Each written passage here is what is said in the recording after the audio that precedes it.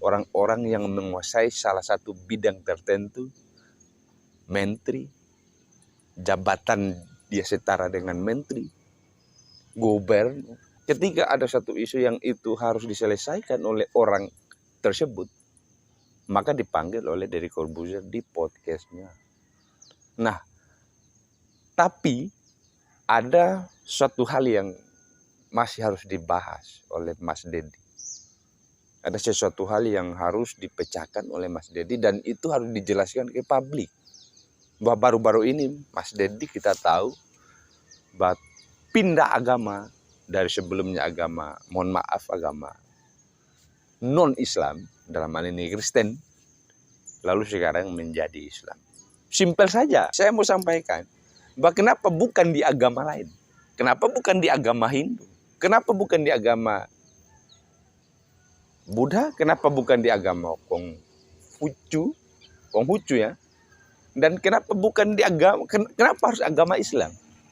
Oke, kalau begitu Deddy, misalkan saya meyakini bahwa beragama itu adalah suatu hal yang paten sekali seumur hidup. Jadi kan perspektif agama ini adalah perspektif yang memang sangat pribadi.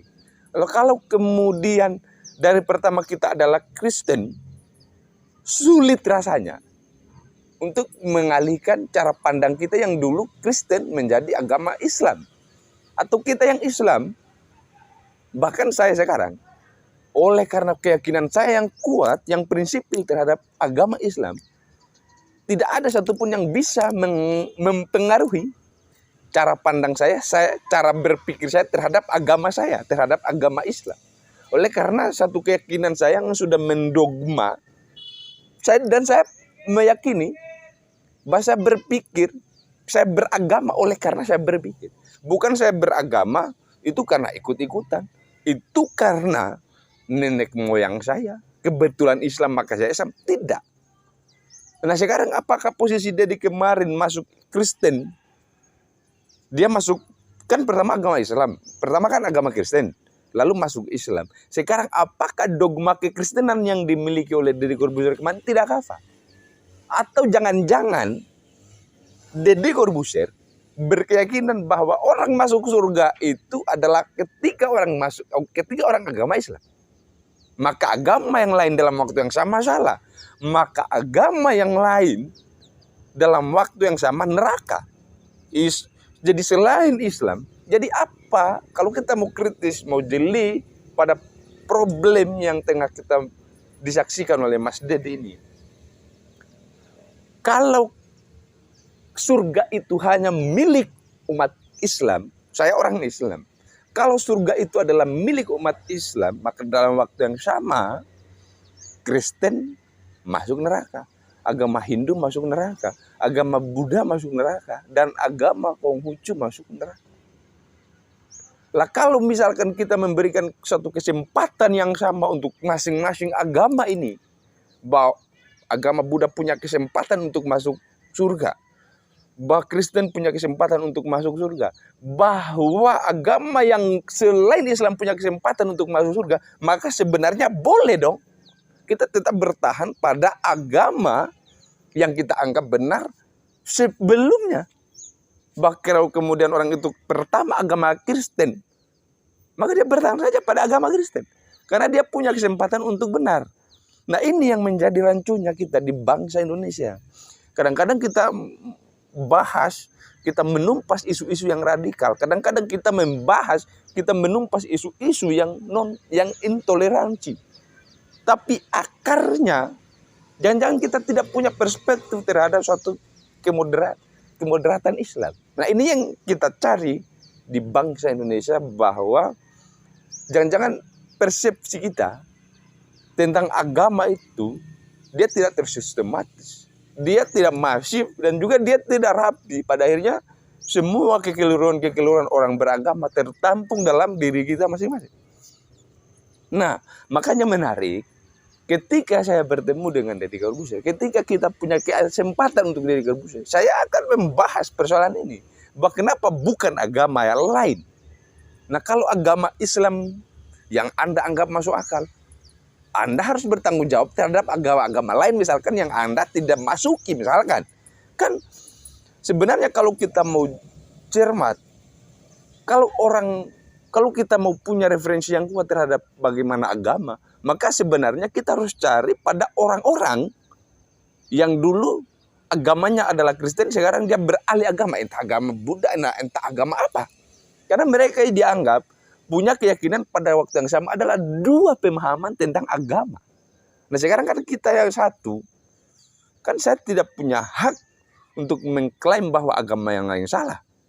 Oleh karena saya hanya berdiri pada satu pijakan, yaitu agama Islam. Saya hanya berdiri pada satu perspektif, yaitu perspektif agama Islam. Maka tentu saja dalam kitab saya, dalam hadis-hadis saya mengatakan bahwa agama yang lain salah. Pun sama dengan agama-agama yang memandang bahwa agama Islam salah pada perspektif agama mereka. Agama Islam tidak benar pada perspektif kitab suci mereka. Maka itulah kemudian ini masalah ini dalam bangsa Indonesia tidak akan pernah selesai. Jadi agama yang lain pada akhirnya akan saling menunjukkan keakuan mereka. Saling akan menunjukkan bahwa betapa agama mereka yang paling benar. Maka kita tidak boleh terjebak pada satu perspektif yang hanya kita yang mengakui kebenarannya, orang lain tidak. Kan kita selalu terjebak pada bahwa perspektif kita yang benar. Bahwa kalau kita Islam, agama yang lain salah. Bahwa kalau agama lain benar, kita yang salah. Kan kita terjebak pada suatu perspektif itu.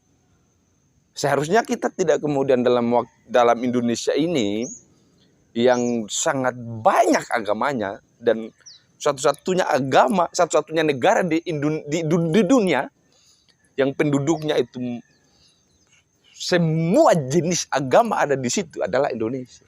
Anda bisa cek sejarahnya dimanapun Anda lihat.